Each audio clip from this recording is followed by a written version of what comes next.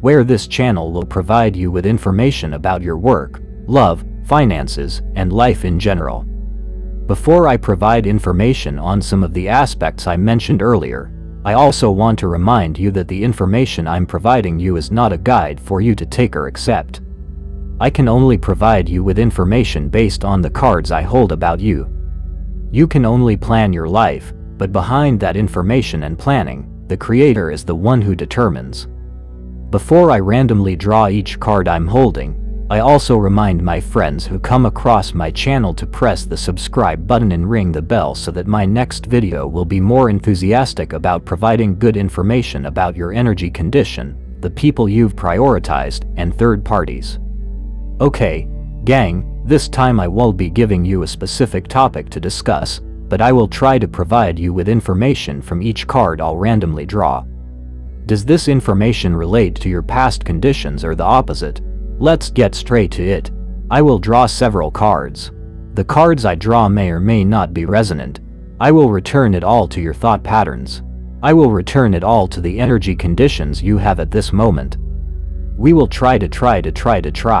So, guys, in front of me are several cards that I have randomly drawn one by one from the deck I was holding. Does the information or story behind these cards in front of me provide a picture of your past life, or is it the opposite? Let's go straight to the first card. This card appears once again. I said the card I'm holding appears. The appearance of this card seems to be giving a signal and speaking to the condition of an energy, where the condition of that energy at this moment. I see and feel it seems like there is a form of movement, but this form of movement is like someone who is grieving. Why do I say it's like someone grieving? The grief stems from a romantic relationship, where the relationship has too much betrayal and too many situations of disappointment. If I try to direct the card I'm holding toward the other party's energy position and ignore the energy I mentioned earlier, this card seems to provide a picture of myself, where the other party's traits or character are like someone who is never satisfied with a commitment. What I just said could refer to your energy position, and what I just said could refer to that person. But before I provide any information about the appearance of this card I'm holding, I will first direct it toward you before I direct it toward that person. Before I direct it toward that person, I will first direct it toward you. When I address your energy position, whether in your thoughts, feelings, or inner state, I want to ask you a question. I just want to ask, not to corner, blame, or judge you. So far, when you've been in a romantic relationship, whether in the past or currently, has there been honesty in your romantic relationship? There has been honesty. The next question is, so far, how is your state of mind when you're with that person? Are your thoughts aligned with that person's? Wow, gang, I'm not putting you in a corner. Because the two questions I asked you earlier, without you giving any response or answer, the card I'm holding is clear enough to illustrate that your romantic relationship is too painful for you. Why? Starting with your thoughts, they never agree with you. People are always at odds with you. Even though you try to direct them to maintain their commitment to you, I think they're at odds. Let alone your thoughts, your emotional state may also be experiencing too much manipulation behind your back without your knowledge. Your emotional state isn't just about your feelings, you know, but your inner self is also like someone who is taking or accepting too many risks from your romantic relationship. That's why I said to you earlier that your romantic relationship is only hurting you, while your self-trust and sincerity toward the person you prioritize are inversely proportional to your actions in that person's actions. And I think right now I'm also saying to you that your romantic relationship has too many risks, too many temptations, too many obstacles, too many conflicts, too many lies, too much disappointment, too much anxiety, too much manipulation. What kind of relationship are you in if it's full of temptations? Temptation in the sense that it's not you who creates it, but the person you prioritize who creates it. Like someone who's never satisfied with a single commitment. Like someone who always wants to try out various freedoms out there. The first card alone describes the Lover's card. I would automatically say that humans are never satisfied even though they already have you. It's as if you're merely a formality to be shown to others. But behind this, humans have someone solely to provide passionate satisfaction. What do you think, gang? Does my gossip make sense to you or not? I'm just trying to understand your energy position when you're with that person, in the past or currently. When I explored your energy position, it turned out that the first card that came out was the Lover's card. It's full of infidelity, but you're always patient, always giving them chances, and always having faith in that person that they will change. But, do your actions prove that that person is still by your side right now? I don't think so. I don't think so, brother gang. How could that person possibly be by your side right now, given that, in their mind, a relationship or commitment is merely a formality? What do you think? Do you agree with what I said earlier? If you agree with my words, please bring them up. But if not, don't bring them up, and don't force them on your energy level, so that my words can be either resonant or not. Speaking from another perspective, I'm certain and I believe that right now, that person has allowed another party to enter your relationship to prevent you from achieving happiness. Who is one of them? A third party or their family. A third party is the main source. A third party is the main factor when you are currently no longer experiencing a harmonious relationship. The cause is whether the third party is right or not. I return my words to your thought patterns. But for now, wow, gang, the card I'm holding seems to be telling me to tell you where that position is more dominant over the third party's situation, because the card I'm holding is the Lover's card, the infidelity card. I will first put aside your energy position, even though I'm talking about your energy condition. What's behind the card I haven't revealed yet. When I relate it to the appearance of the Lover's card, let's go straight to the next card, the Justice card. Justice, the air element, symbolizes the three zodiac signs, Aquarius, Gemini, and Libra. These two cards I'm holding both point to the air element. This is the Gemini zodiac sign, and this is the Libra zodiac sign. However, I will put aside the zodiac signs I mentioned earlier. I will focus on the word justice. The word justice seems to give me various images, but I will only take two meanings from these images. The first meaning is that due to the presence of a third party in your romantic relationship, the person you prioritize always blames you. As a result of the presence of the third party, the person you've always prioritized suddenly changes. As a result of the third party's presence, your life becomes unbalanced, unstable, and even emotional. But what's worse, this third party seems to be washing or indoctrinating this person so that they constantly torture you and leave you. But if I speak from another perspective and draw out the second meaning, this second meaning seems to contradict my earlier statement.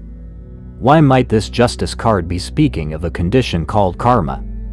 Karma, justice, punishment, reaping, or punishment reversed from the third party who indoctrinated this person and caused them to leave you.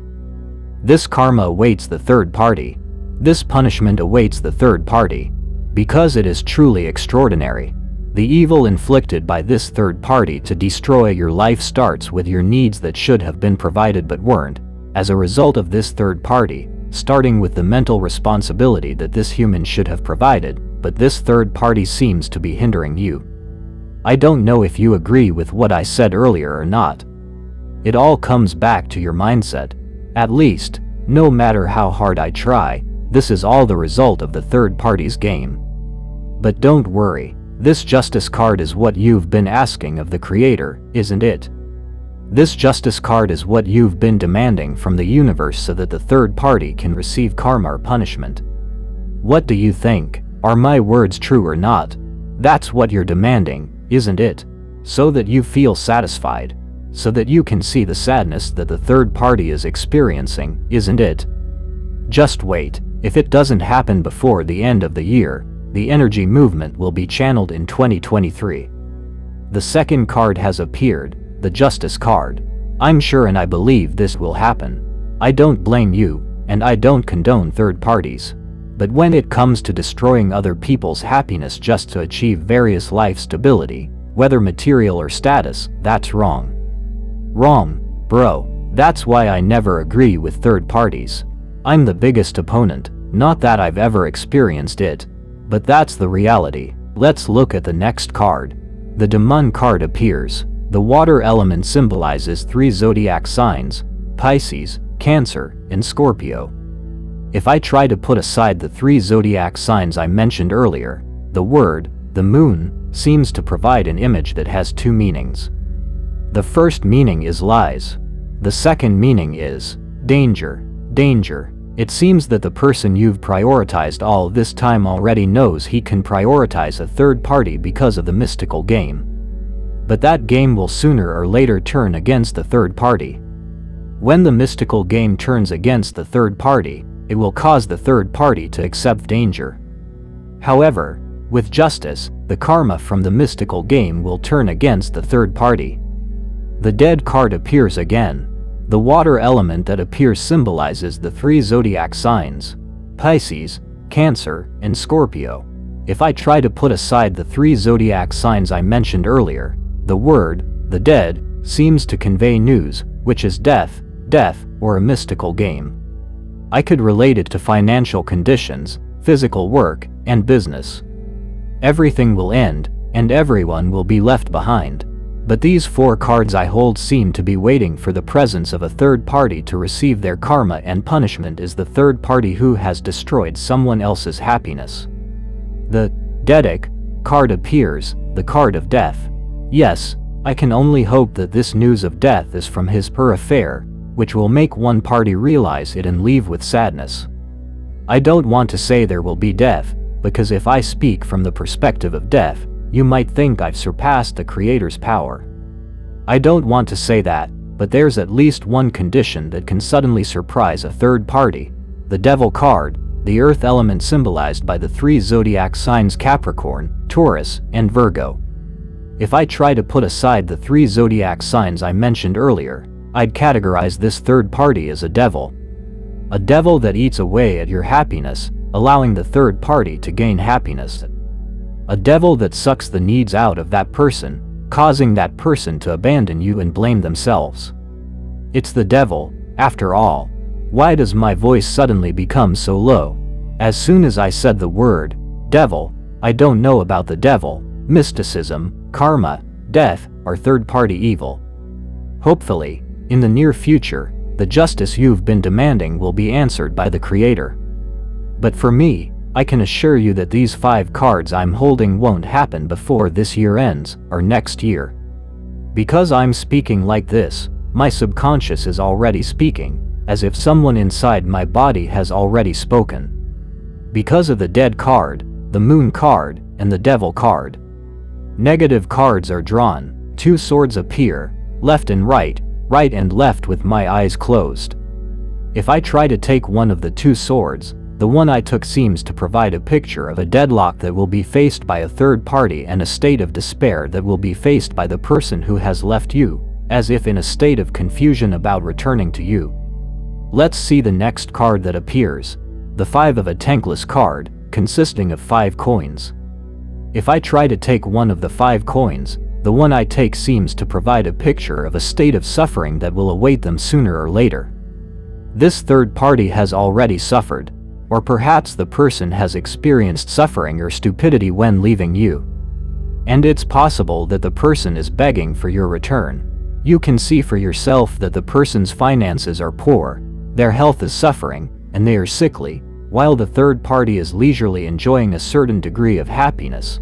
Higher, but what is being felt by the third party because of the mystical game. Making his life deadlock, disease, karma, death, danger, disharmony. Let's see the last card. The Egg of Cups card appears, consisting of 8 cups.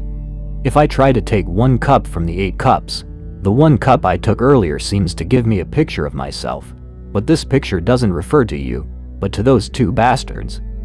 There will be hurt, disappointment, and the deepest sadness, but worse still, the Death card appears.